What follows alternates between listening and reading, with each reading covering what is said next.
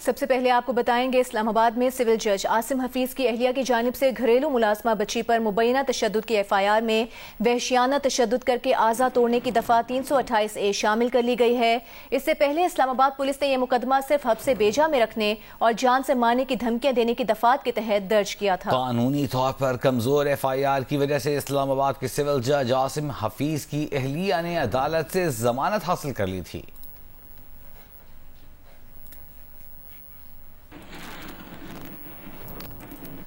उधर वज़ीर आज़म की मुआविन ख़ुसूसी शिज़ा फ़ातिमा ख्वाजा ने कहा है कि इस्लामाबाद के जज आसिम हफीज़ के घर में तशद्दुद का शिकार होने वाली रिजवाना की हालत बेहतर नहीं हो रही। जनरल अस्पताल लाहौर में ज़ेर इलाज रिजवाना की अयादत के बाद गुफ्तगू में शिज़ा फ़ातिमा ने बताया कि सांस लेने में उन्हें दुश्वारी है, जिसके बायस रिजवाना को ऑक्सीजन पर डाला गया है। उनका ये भी कहना था कि रिजवाना पर तशद्दुद के मुल्ज़िमा को हिफाजती ज़मानत मिल जाना अफसोसनाक है। हमने बच्ची से भी मुलाकात की है। बच्ची की हालत अभी भी जो है वो उस तरह से अगर हम कहें कि बेहतर हो रही है तो नहीं हो रही, और उनकी जो आज उन्होंने कोई रेस्पिरेटरी इशू डेवलप किया है जिसकी वजह से वो ऑक्सीजन सपोर्ट पे गई हैं। ये बात जो है ना, ये नाकाबिले बर्दाश्त है। और मुआशरे में एक सबसे पहले तो देखें, जो पंजाब का डोमेस्टिक वर्कर्स बिल है उसमें 15 साल से कम उम्र बच्चे को अपने घर में मुलाजमत पे रखना ही जायज़ नहीं है। इतना जुल्म किसी इंसान पे कर देना ये समझ से भी बाहर है। ये किसी आम इंसान की एक जहनी कैफियत रखने वाले शख्स की हरकत नहीं हो सकती। अगर आप इस बच्चे की हालत देखें तो जो भी इस चीज़ के इसके जो मुल्ज़िम हैं, हमें अफसोस है कि उनको प्रीएम्प्टिव बेल मिली है और ये नहीं होना चाहिए था। जो कानून होता है वो किसी वजह से कहते हैं कि अंधा होता है, कि उसके सामने जो भी खड़ा हो, इंसाफ के लिए जो भी आए, वो कानून के सामने, जजेस के सामने बराबर होना चाहिए। और किसी को भी नाजायज़ तरीके से ना हमें बचाना चाहिए, ना इस तरह हमें उनकी गिरफ्तारी से रोकना चाहिए। और मैं यहाँ पे पुलिस से भी दरख्वास्त करूँगी कि जो FIR कटी है उसके अंदर जो दफात लगाई गई हैं उनको भी बेहतर करने की ज़रूरत है। बच्ची के जो ख़ानदान हैं, पेरेंट्स हैं, उनकी भी कुछ तहफ़्फ़ुज़ात हैं उस FIR के हवाले से। उनको हमारी पूरी कोशिश होगी कि हम उन तहफ़्फ़ुज़ात को दूर करें, FIR जो है उसको बेहतर करें। आगे बढ़ते हैं, आपको बताते हैं, वज़ीर आज़म शहबाज शरीफ एक रोज़ा दौरे पर मुत्तहिदा अरब अमारात पहुँच गए हैं। पाकिस्तानी सफ़ीर, सिफारती एहलकारों और इमाराती आला हुकाम ने वज़ीर आज़म का इस्तकबाल किया। वज़ीर आज़म शेख सईद बिन ज़ायद अल नहियान के इंतकाल पर ताज़ियत के लिए शाही महल जाएंगे। वज़ीर ख़ज़ाना इसहाक़ डार और मुआविन ख़ुसूसी तारिक फ़ातमी भी वज़ीर आज़म के हमरा हैं।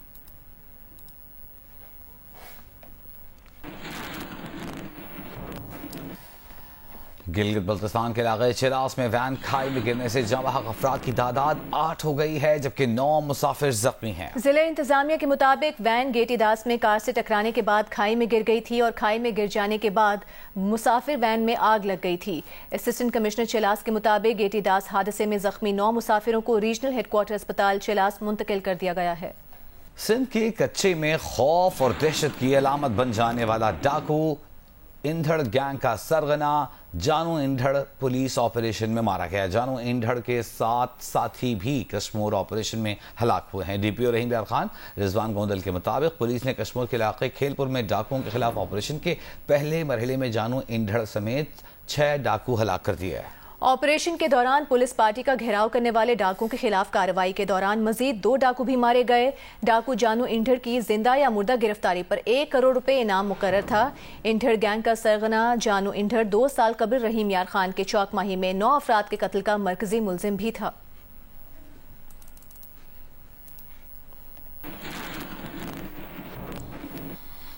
विफाकी वजीर दाखिला राना सनाउल्लाह ने कहा है कि यह कहना दुरुस्त नहीं कि इसहाक डार का नाम आया और मुस्तरद हो गया। इसहाक डार का नाम अभी किसी ने बाज़ाब्ता तौर पर पेश ही नहीं किया। जियो पाकिस्तान में गुफ्तगू करते हुए राना सना का कहना था कि नवाज शरीफ जल्द पाकिस्तान वापस आएंगे, हिफाजती जमानत लेंगे और अदालतों में पेश होकर बरी होंगे।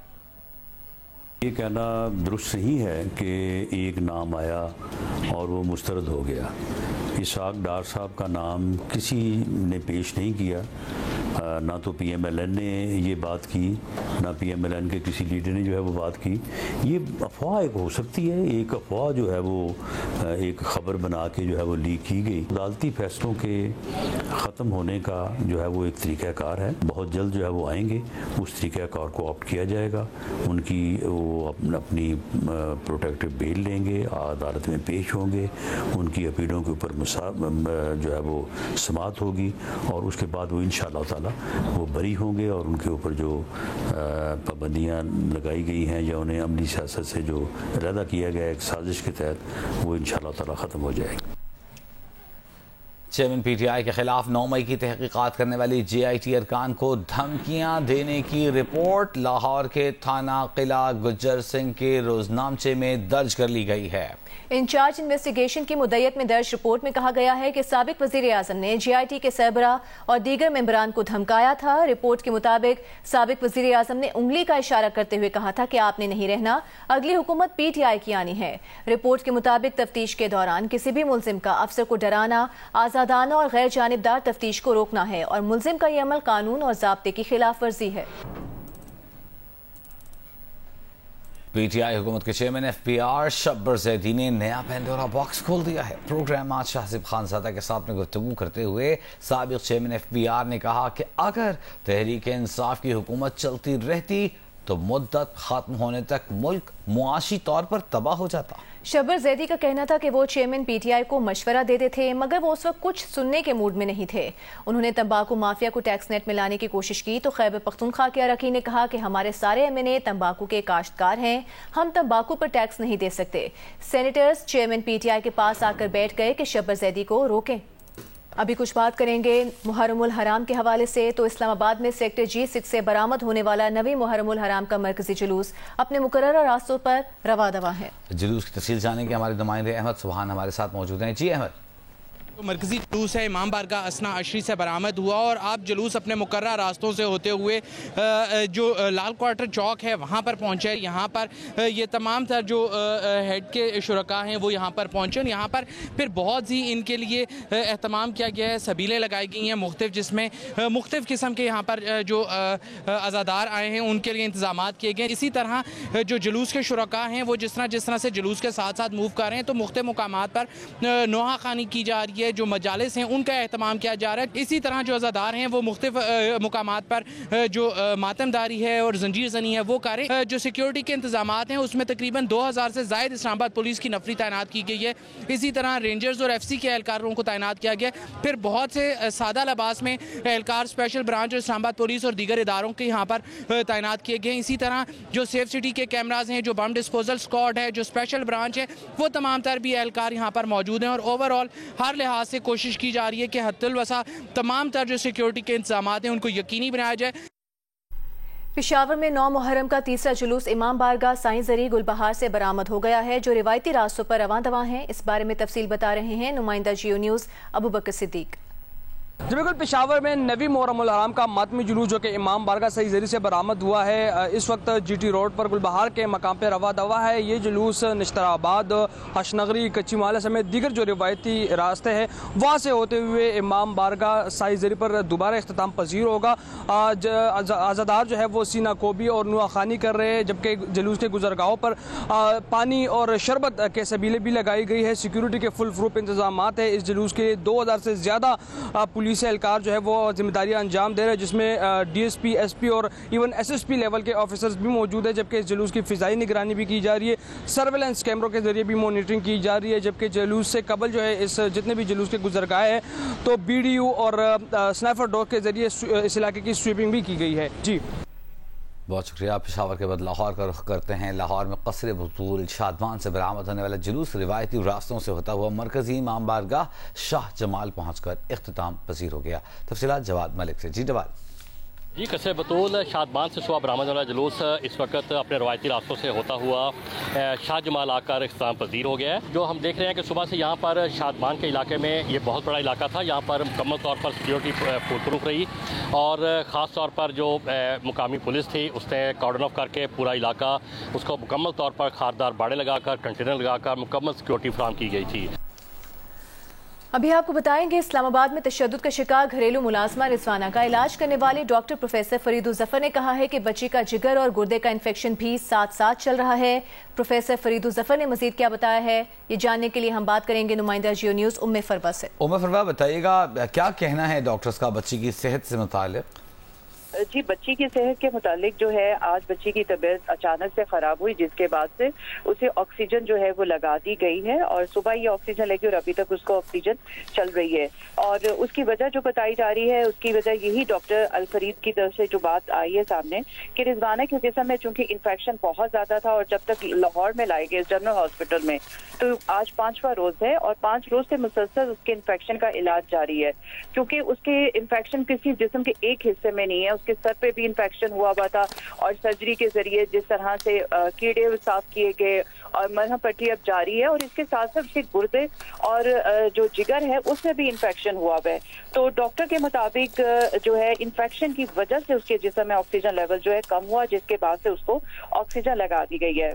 और ऑक्सीजन लगाने के बाद अब उसकी बेहतर जो है, अब कुछ तबीयत उसकी अब बेहतर हुई है और 8 दिनों के बाद रिजवाना को कुछ खिलाया भी गया था। तो डॉक्टर को अब थोड़ा सा ये खतरा लग रहा था कि अगर उसको खाने को दिया जाएगा तो उसकी सांस की नाली में खुराक जो है कहीं अटक ना जाए, तो इस वजह से उसको खाने से अब रोक दिया गया है और ड्रिप्स के जरिए उस बच्ची की कमजोरी को दूर भी किया जा रहा है। अच्छा फरवा, आपसे हम ये जानना चाहेंगे कि जो चोटें हैं वो तो बैरूनी चोटें, उनकी वजह तो हमें समझ में आती है। आपने बताया कि जिगर और गुर्दों के हवाले से भी बच्ची में इन्फेक्शन पाया गया है, कि डॉक्टर फरीदुल जफर ने बताया कि इसकी क्या वजह हो सकती है? देखिए वजी, इसकी वजह सबसे पहले तो डॉक्टर ने यही बताई थी कि बच्ची को इन्फेक्शन बहुत दिनों से था और उसके इन्फेक्शन की जिस तरह से ट्रीटमेंट होनी चाहिए थी वो उस तरह से नहीं हो सकी, क्योंकि लाहौर लाने से पहले वो सरगोदा में थी और सरगोदा से पहले उसका इलाज पता नहीं सही तरीके से हुआ या नहीं हुआ। वो सर का इन्फेक्शन इस लेवल पे बढ़ चुका हुआ था, जैसे मैंने अभी कुछ देर पहले भी बताया कि जिस वक्त लाहौर में बच्ची को लाया गया था कि सर के ऊपर जख्म के अंदर कीड़े पड़ चुके हुए थे और जब वो लाहौर में लाए गए वही इन्फेक्शन बढ़ते हुए उसकी आंखों पे हुआ और उसके साथ साथ उसकी बॉडी पे भी गया। एक तो बच्ची की सफाई सुथराई का कोई ख्याल नहीं रखा गया था। हिफ्ज़ाने सेहत के जो उसूल जो जैसे डॉक्टर बार बार कहते हैं कि बच्ची का या बच्चे ये बड़े जो भी हों हिफ्ज़ाने सेहत के उसूलों पे अमल करें, तो बच्ची की कंडीशन इस तरह से थी कि वो इन्फेक्शन इस लेवल पे बढ़ गया कि उन्होंने उसके गुर्दों को भी मुतासर किया और इसके साथ साथ उसके जिगर को भी मुतासर किया। 8 दिन से बच्ची ने कुछ खाया नहीं हुआ था। जब वो लाहौर में लाए गए थे तो जब उसका बीपी चेक किया गया तो जो उसका ब्लड प्रेशर है वो भी कम जा रहा था। ये जो 5 दिनों के दौरान उसकी ट्रीटमेंट शुरू हुई, माइनर सी सर्जरी उसके सर की गई और वो जो कीड़े थे जो उस बच्ची के दिमाग को खा रहे थे और जब उसका सिटी स्कैन हुआ है तो उसके अंदर उसके ब्रेन के अंदर सोजिश भी आई है। तो इन्फेक्शन लेवल काफी हद तक है और वो जिसको पता नहीं कितने दिनों का वो इन्फेक्शन है उस बच्ची का, जो कि अब उसकी ट्रीटमेंट शुरू हुई है। तो वही इन्फेक्शन जब बढ़ता चला गया तो पूरे जिस्म में फैल गया। तो 1 दिन या 2 दिन की एंटीबायोटिक से वो कभी भी बच्ची इतनी जल्दी रिकवर नहीं कर सकती। और जो कि खून में भी उसके इन्फेक्शन शामिल हुआ है, क्योंकि जो उसके खून के सैंपल दिए गए थे उससे ज्यादा क्लियर हो गया था कि इस बच्ची का जो ब्लड है उसके अंदर इन्फेक्शन है और वो जब तक इन्फेक्शन कवर नहीं होगा बच्ची इतनी जल्दी रिकवरी की तरफ नहीं जा सकती। और ये ब्लड का इन्फेक्शन था और लिवर भी और किडनी भी उसके इन्फेक्टेड हुए हैं। यही वजह है कि आज उसका ऑक्सीजन लेवल भी कम हो गया। हालांकि जब बच्ची जो है वो 3 रोज से ये आईसीयू के अंदर ही है। आज बच्ची की जैसे तबीयत खराब हुई उन्होंने फौरी तौर पर ऑक्सीजन लेवल जैसे ही कम हुआ है उसको ऑक्सीजन लगा दिया। अब तबीयत भी बेहतर है। हालांकि कल अच्छा फरवा, आप बता रही हैं कि ड्रिप्स लगने के बाद उसका बीपी नॉर्मल हुआ है रिजवाना का, तबीयत बेहतर होने के बाद देखा जाएगा कि उसकी ऑक्सीजन कब उतारनी है। तो कौन सी ऐसी मेजर सर्जरीज हैं जो तबीयत थोड़ी संभलने के बाद डॉक्टर का क्या कहना है वो की जाएंगी? देखिए बच्ची जब इधर आई यहाँ पे उसका मुकम्मल तौर पे मेडिकल बोर्ड बना और मेडिकल बोर्ड ने जो उसका जायजा लिया उसके बाद जो बात सबसे पहले सामने आई थी कि उसके दोनों बाजू फ्रैक्चर हैं।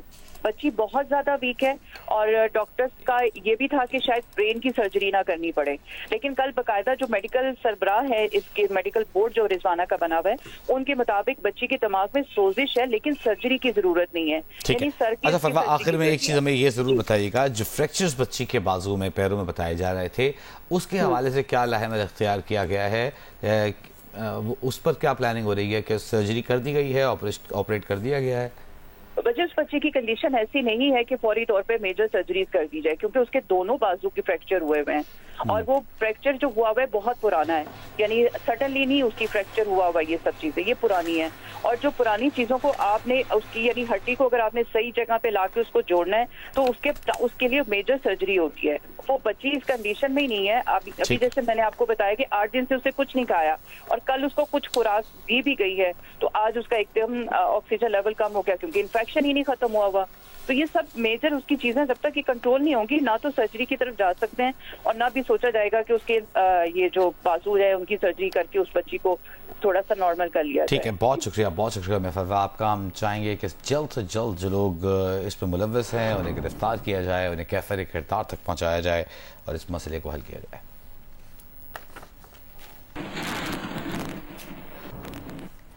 अभी आपको ये बताते हैं कि शब्बर जैदी के इंटरव्यू पर पीटीआई के साबिक रहनुमा असद उमर का पीटीआई के रहनुमा हैं असद उमर, उनका बयान सामने आया है। असद उमर ने कहा है कि शब्बर भाई खैरियत है, ये कहानी कहां से इजाद कर दी। असद उमर के मुताबिक अगस्त 2018 जिसके इख्तिताम पर स्टेट बैंक के ज़र मुबादला के ज़खायर 9.8 अरब डॉलर थे, उनके वजारत खजाना से हटने का महीना अप्रैल 2019 था। अप्रैल 2019 के इख्तिताम पर ज़र मुबादला के ज़खायर 8.7 अरब डॉलर थे। असद उमर ने शब्बर जैदी से सवाल किया, ये डिफॉल्ट की कहानी कहां से आ गई? मौजूदा हुकूमत के दौर में ज़र मुबादला के ज़खायर 3 अरब डॉलर से भी कम हो गए। जब कर्जों की अदाई में डिफॉल्ट नहीं हुआ तो 8.7 अरब डॉलर पर डिफॉल्ट कैसे होता?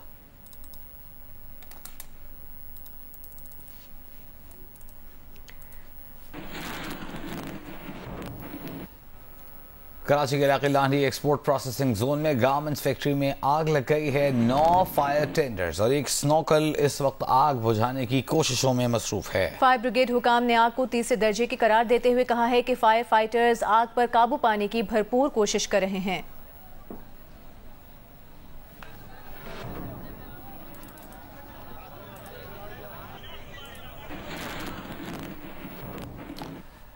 एक बार फिर मुहर्रम अल हराम और उसके सिलसिले में निकलने वाले जुलूस का जिक्र करेंगे। पेशावर में 9 मुहर्रम अल हराम का दूसरा जुलूस इमाम बारगाह बीबी साहिबा से बरामद हुआ, जो रिवायती रास्तों पर गामजन है। तफसीलात बता रही हैं शीबा हैदर। 9वें मुहर्रम अल हराम के सिलसिले में शबीजुल जना का दूसरा मातमी जुलूस इमाम बारगाह बीबी ज़िक्रिया तहसील गुरगटरी से बरामद हो चुका है, जो गंज चौक मोहल्ला कश्मीरी से होता हुआ वापस इसी इमाम बारगाह पर इख्तिताम पजीर होगा। जुलूस में अज़ादार सीनोकोपी और जंजीरजनी कर रहे हैं। जुलूस के रास्ते में जगह जगह ठंडे पानी और शरबत की सबीली लगाई गई हैं। मातमी जुलूस की सिक्योरिटी के हवाले से अगर हम बात करें तो सिक्योरिटी के खसूसी इंतजाम किए गए हैं। अंदरूनी शहर के खारजी और दाखिली रास्तों को सील किया गया है। जगह जगह पर पुलिस एहलकार तैनात है। जुलूस के शुरका के बाकायदा उनकी तलाशी लेकर उनको जुलूस में अंदर जाने की इजाज़त दी जा रही है। अंदरूनी शहर को मुकम्मल तौर पर सील किया गया है। जी वज़ीर आला सिंध मुराद अली शाह ने कराची में नवी मुहर्रम के मरकजी जुलूस में शिरकत की और जुलूस के रास्तों पर सिक्योरिटी इंतजाम का जायजा लिया। मीडिया से गुफ्तगू करते हुए उनका कहना था कि जुलूस को सिक्योरिटी फराहम करना हमारी जिम्मेदारी है। हर साल सिक्योरिटी के बेहतर इंतजाम करने की कोशिश करते हैं। उनका कहना था कि मुहर्रम में सिक्योरिटी के फुल प्रूफ इंतजाम किए हैं। 9 मुहर्रम और 10 मुहर्रम के ये बड़े जुलूस होते हैं, वो खैर आफियत से इत्मीनान पजीर होंगे। सिक्योरिटी के हवाले से हमारी तैयारी मुकम्मल है और इंशाअल्लाह ताला आपको में भी शायद सुना हो, कुछ थ्रेट्स भी आई हुई हैं हमें जनरलाइज किस्म की, उनको नज़र में रखते हुए हम अपनी सिक्योरिटी को देख रहे हैं। हर साल हम यही कोशिश करते हैं कि अगर कोई कमी रह गई हो तो अगले साल उससे और बेहतरी की जाए, ख़ास तौर पर सिक्योरिटी और उसकी सिक्योरिटी के साथ साथ जो ज़ायरीन हज़रतदार हैं उनकी सहूलत के लिए भी। निगरान वज़ीर पंजाब मोहसिन नकवी ने कहा है कि मुहर्रम के जुलूस की सिक्योरिटी की बाकायदा निगरानी की जा रही है। मोहसिन नकवी ने कहा कि उन्होंने वासा को हिदायत कर दी है कि अगर बारिश हो तो पानी सड़कों पर जमा न होने दें। लाहौर में भी तकरीबन 6500 कैमरे जो आज से चंद हफ्ते पहले 2000 के करीब थे, इस टाइम 6500 कैमरे इस टाइम ऑपरेशनल हैं। 1500 कैमरे जो हैं डिस्ट्रिक्ट गवर्नमेंट ने लगाए हुए हैं वो ऑपरेशनल हैं। ओवरऑल मॉनिटरिंग जहाँ जहाँ तक हमारा पॉसिबल है हम कर रहे हैं। बारिश का अभी भी चांस है कि रात को बारिश हो जाए, उस सिलसिले में वासा जो है इंश्योर करे कि अगर बारिश होती है तो रूट्स पे पानी ना आए। बाकी शहरों में भी निकालना हमारा फ़र्ज़ है। तमाम एडमिनिस्ट्रेशन तमाम जगह पे पुलिस अलर्ट है और अपनी जिम्मेदारियाँ पूरी निभा रही है।